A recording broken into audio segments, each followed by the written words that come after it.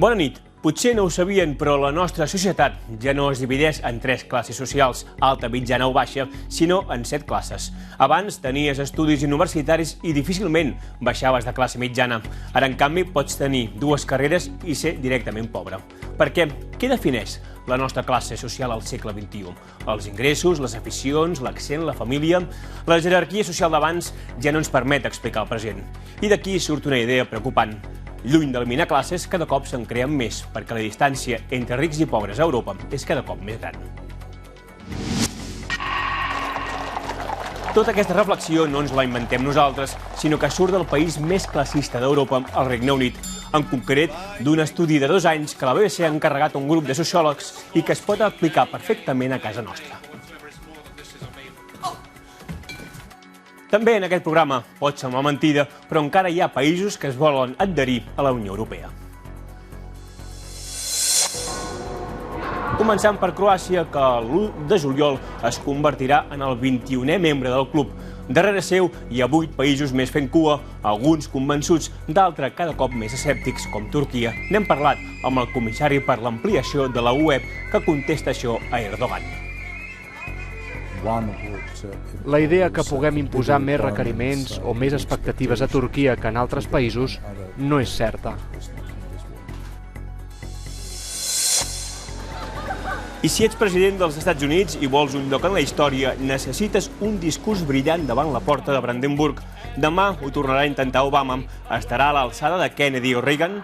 Reviurem la història d'amor entre els presidents nord-americans i Berlín.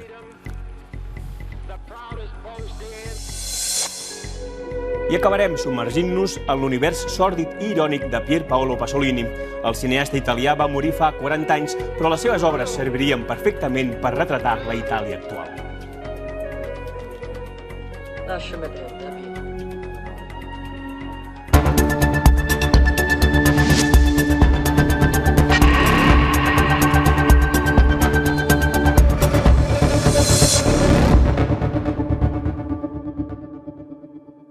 I look down on him because I am upper class. I look up to him because he is upper class. But I look down on him because he is lower class. I am middle class. I know my place. I look up to them both. But I don't look up to him as much. Humor i classes socials. És difícil trobar en un sol esquetx 2 temes que fascinin tant els britànics. Però algunes de les revelacions de l'estudi de la BBC sobre les classes socials del segle XXI no fan gràcia. Lluny de caminar cap a una societat més harmoniosa, el Regne Unit i la majoria d'Europa estan cada cop més estratificats i la vella jerarquia social només serveix per encasellar el 39% de la població. Fan falta, doncs, noves etiquetes. Carles Costa ens presenta les classes socials d'aquest segle. Els proposem un exercici complicat. Per un moment, oblidin tota la pompa d'aquest acte al Parlament de Westminster i fixin-se només en aquesta veu. My government's legislative program will continue to focus on building a stronger economy. Per als britànics, la reina parla l'anglès més pur, amb un accent aristocràtic que fins i tot miren de copiar i d'ensenyar a les escoles més elitistes del país. I és que l'accent no és una qüestió menor al Regne Unit. Aquí poden identificar la classe social tan sols amb la manera de parlar, i aquest tema, el de la classe social, és un dels elements més característics i que més identifica la societat britànica.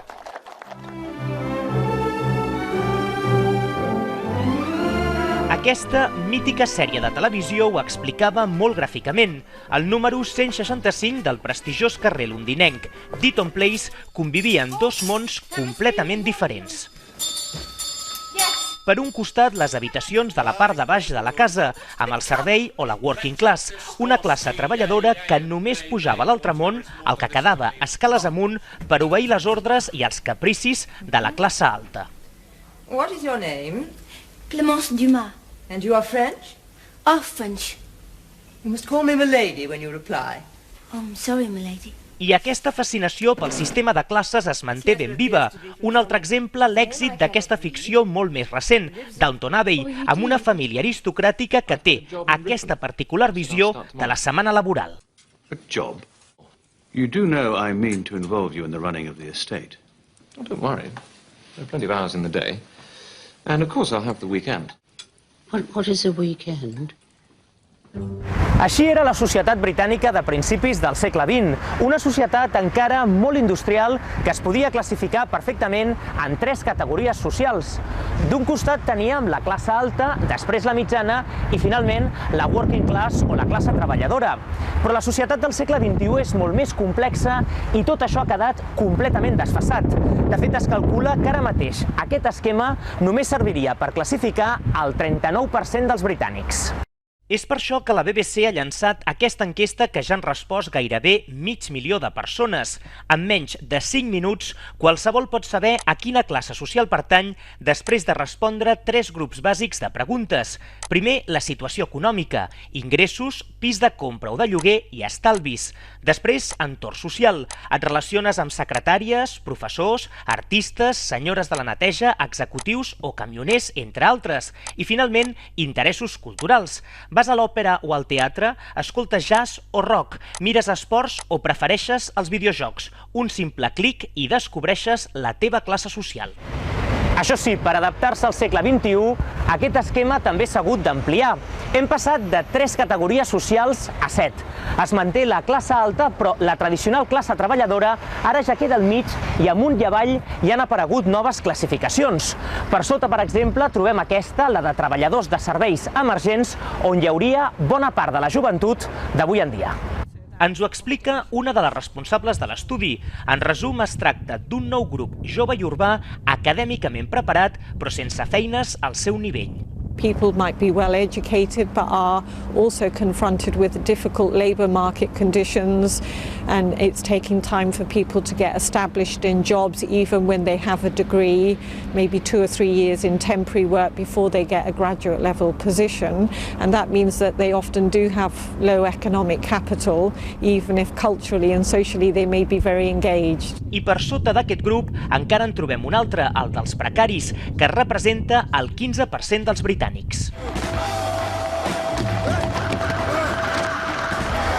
La lluita de classes ha estat un dels grans temes del cinema del Regne Unit, però si fem cas al nou estudi, les tensions haurien de ser més grans ara mateix. El motiu? Sembla que els actuals precaris ho tenen fins i tot pitjor que la tradicional working class. They may not have been nice jobs, but if you were working in shipbuilding or in the mining industry or the steel industry, people used to have careers that spanned 20, 30, 40 years in one occupation, and that has really changed for the younger generation. They might be unemployed 6 months down the line, they might have a temporary contract, and then that contract again, and then they're unemployed again. So it's a group of people who have that precarious position in the labour market, and often that work can be very low paid work as well. Hem vist la part baixa de l'esquema, però per sobre de la tradicional classe obrera també han aparegut noves categories. Aquest grup socialment actiu però amb ingressos mitjans, aquest altre amb més diners però amb menys interessos culturals, després la classe mitjana més establerta i finalment l'elit, que també s'ha redefinit en els temps actuals. En el món i en la ciutat de les finances, els experts parlen d'una nova classe alta. We must move away from this idea that our elite is some sort of aristocratic elite, which is somehow based on people having huge amounts of land and a sort of their wealth coming from agriculture. That was a kind of elite that dominated in the 19th and 20th centuries, but now we have a much more managerial, high-level professional financial elite, and that's a reflection of the time. Les classes socials d'aquest segle XXI són diferents a les del passat, les que vivien en 2 mons oposats separats només per unes escales. Però sembla que aquelles metafòriques escales són ara més altes i que entre les noves categories socials, entre els més rics i els més pobres, encara hi ha més distància. Who are you? I work here. Good luck to you then. Where is she?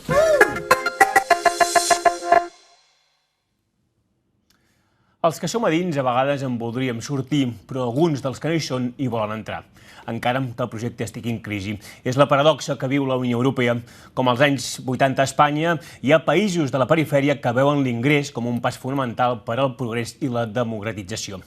Oficialment, hi ha 9 estats en llista d'espera. Croàcia, l'1 de juliol, serà membre de ple dret i la UE serà ja un club amb 28 socis. Després, Sèrbia, Montenegro, Macedònia, Turquia i Islàndia estan en diferents processos d'adhesió, encara que els casos d'Islàndia i Turquia ara com ara es veuen molt llunyans. I finalment, 3 països balcànics, Albània, Bòsnia i Kosovo, aspiren algun dia a començar negociacions.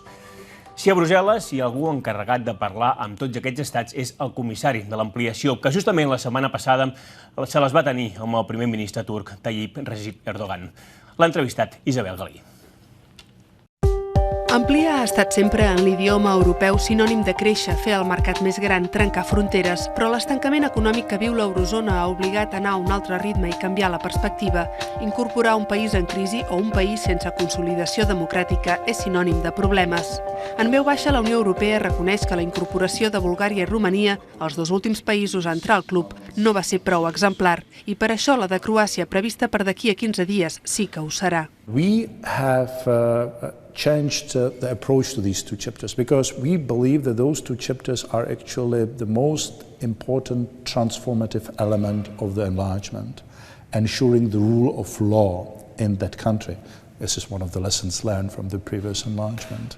Els paràmetres econòmics per complir els requisits d'adhesió no han canviat, ja han estat sempre força estrictes, però el seguiment que es fa als països candidats en el procés de negociació per la incorporació sí que és molt més exhaustiu i els criteris per jutjar-los més basats en la qualitat que en la quantitat. I see and I share the same sentiment as the member states that, again, the preparedness of the member states, of the new member states, should not be judged only by ticking of the boxes of the certified chapters, but also the ability to withstand the pressure of competitiveness. Croàcia s'incorporarà a la Unió Europea, doncs, amb uns paràmetres econòmics per sobre de la mitjana dels 27. Serà l'estat número 28, el primer dels que va participar activament en la cruenta guerra dels Balcans. També en aquest camp, l'entrega d'acusats al Tribunal Penal Internacional per l'ex-Iugoslàvia ha convençut prou. The reconciliation does not start and does not end with the work of ICTY Tribunal.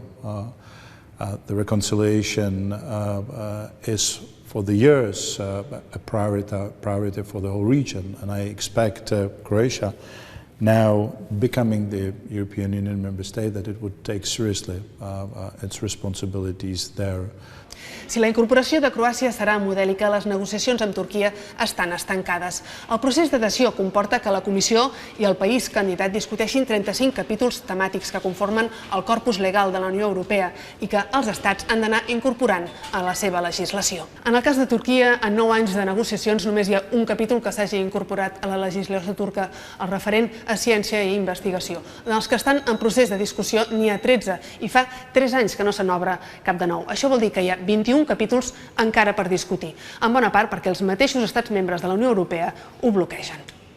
El primer ministre Erdogan es va queixar personalment al comissari Füle perquè considera que Europa els està posant traves. The requirements are the same for the countries. Of course, I mean, each and every country has its own specificity, and we judge each and every country based on its merit. But the fact that one would impose bigger requirements, bigger expectations on Turkey than any other candidate country is not from this world. El desencant a Turquia és evident. Només el 17% de la població vol ser part de la Unió Europea, diuen les últimes enquestes. A més, Turquia creixerà aquest any el 3% i, en canvi, l'economia europea no avança. Amb aquest balanç, qui estaria ajudant aquí, pensen des d'Ankara? I do believe that the Turkish government, the Prime Minister, President and others, that they are keen to make a visible progress in the accession negotiations. I think they feel frustrated, as well as we, that the progress is so slow. Les últimes protestes a la plaça Taksim i arreu del país han acabat de rematar un procés que ja estava moribund. Brussel·les no ha adoptat a posar-se al costat dels manifestants. The issue is about the people being respected, the issue is about the people being able to express their opinion, particularly those who do not feel represented by the current majority in parliament. Those are the issues you would expect the candidate country to deliver.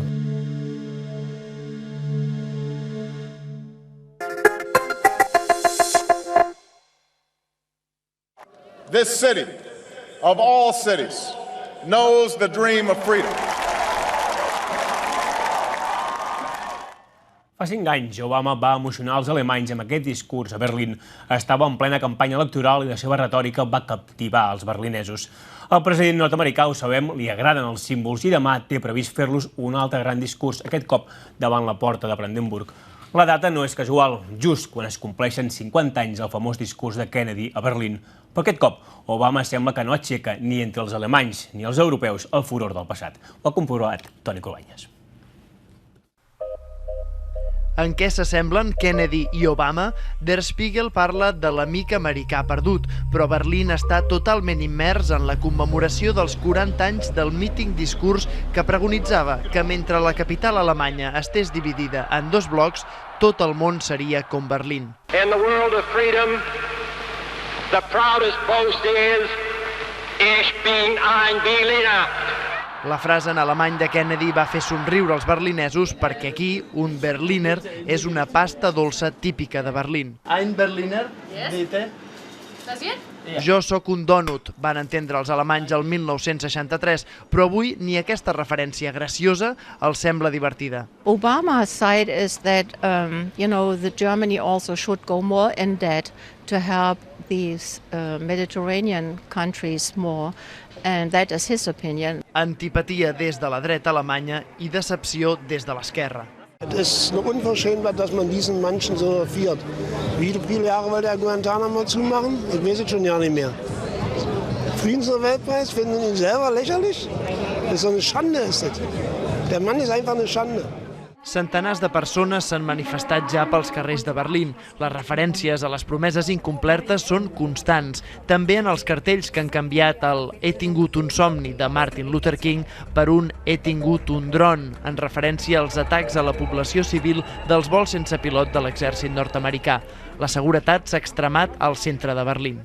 A la porta de Brandenburg és on Barack Obama farà demà el seu discurs, però no a la part oest, on ho va fer John Fitzgerald Kennedy, sinó a la part est. Allà no ho va poder fer el president nord-americà el 1963, però ara s'ha triat aquella ubicació sobretot per una qüestió d'espai. L'any 2008, quan encara no era president, Obama va omplir tot el parc de la zona oest. Ara no s'espera tanta afluència de públic i per això s'han habilitat seients per 4.000 persones. Tampoc l'expectació és gran en quant al contingut. Potser en aquest sentit el discurs amb més força, per les conseqüències que va tenir a l'altre costat del mur de Berlín, va ser el de Ronald Reagan l'any 1987. Mr. Gorbachev, tear down this wall. Només van passar 2 anys per l'enfonsament del comunisme a l'Europa de l'Est. Ronald Reagan va demanar a Gorbachev que enderroqués aquest mur, però precisament ara, convertit en símbol de la llibertat, qui vol tirar-lo a terra és precisament l'esperit del capitalisme que va guanyar el comunisme el 1989. Els berlinesos protesten pel projecte de l'Ajuntament de desmantellar una part del mur per construir apartaments de luxe a l'antic parc de la zona est. Un símbol dels nous temps, també per Berlín, capital d'una Alemanya cada cop més forta i per això també important per Barack Obama a nivell econòmic. Europe is interesting for the United States if we can help create American jobs. So the president is blocked by his own legislature, cannot do much more stimulus spending, so he's pressuring Merkel to do what he's not able to do. Fa 5 anys Obama va demanar als alemanys que li obrissin els seus cors. Demà els alemanys estaran contents si no els demana que li obrin les seves butxaques.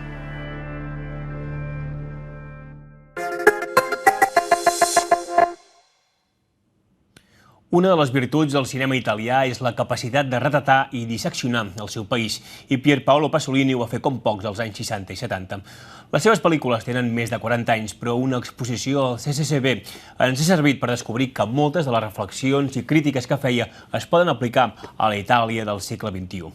Vicenç Lozano s'ha submergit en l'univers Pasolini.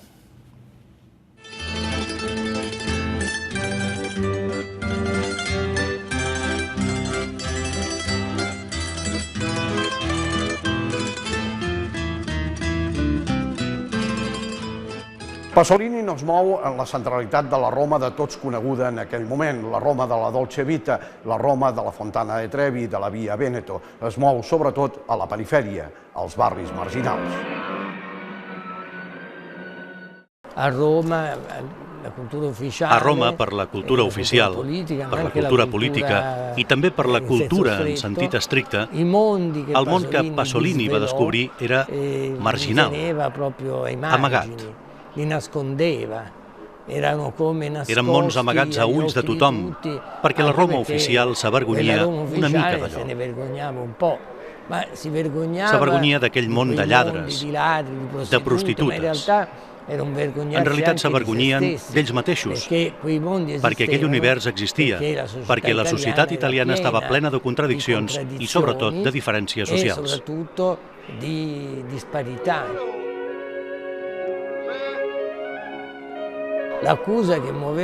L'acusació que feia Pasolini a la democràcia cristiana era diferent de la que li feia tothom i de la que li feia l'oposició d'esquerres. Deia que Itàlia havia canviat i la democràcia cristiana no se n'havia donat. Immediatament després de l'assassinat de Pasolini, això es va entendre totalment. Va esclatar el terrorisme, l'assassinat d'Aldo Moro. Ell mirava endavant. Avui potser se'l comprèn més perquè moltes de les seves profecies s'han complert.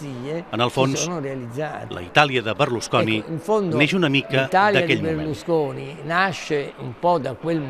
Il potere fa praticamente ciò che vuole e ciò che il potere vuole è completamente arbitrario o dettatoli da sue necessità di carattere economico che sfuggono alla logica. Pasolini és la provocació, Pasolini és la transgressió, però una provocació i una transgressió que tenen un sentit determinat. Les seves eren propostes molt extremes, gairebé paradoxals, com aquella de tancar durant un període de temps les televisions, d'abolir durant un temps la televisió. Però dins de la seva manera de pensar extremista, eren propostes que podem qualificar de reformistes. Salò és com una matriosca. Salò és com una matriosca. Està ambientada en l'època del feixisme, però en realitat és una metàfora sobre la societat de consum. I és molt, molt actual per això. Ja aleshores, com una metàfora, Pasolini parla de l'actualitat. La merda que els donen per menjar a aquells nois són totes les coses fastigoses que la societat de consum imposa per menjar, per engolir. Impone di mangiare o comunque di ingurgitare. Va ser un home divers, un home perseguit, un home vilipendiat fins i tot pels seus, un home denunciat sobretot per les seves obres cinematogràfiques i literàries. Pasolini era un home absolutament d'esquerres, fins i tot militant durant un temps. Però diguem que el que prioritzava per damunt de tot era la veritat. Les veritats són incòmodes, generalment per tothom. Era menyspreat, sobretot per la dreta, i també força per l'esquerra. Si l'esquerra hagués estat més atenta a les anàlisis que feia Pasolini, segurament les coses li haurien anat tot millor. La relació amb Pasolini sempre ha estat, sobretot a Itàlia, molt controvertida, molt conflictiva. Mai ha estat blanc o negre. Aquests aspectes estan molt barrejats. Tot plegat perquè Pasolini era un intel·lectual lliure, fora dels esquemes.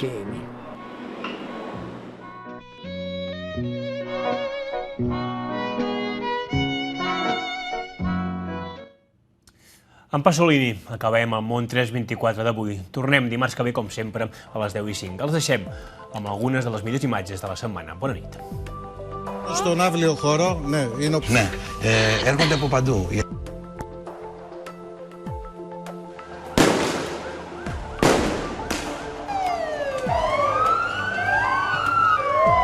در راه عزت و منافع ملی و مدیریت بر پایه اعتدال و اصلاح و تدبیر. O ataque aos professores, à educação, aos alunos, à qualidade do ensino é neste momento ataque feroz, ataque violento. Nelson Mandela is still in hospital in Pretoria.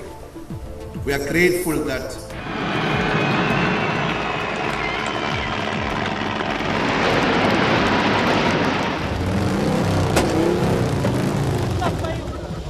Vi auguro buona domenica e buon pranzo.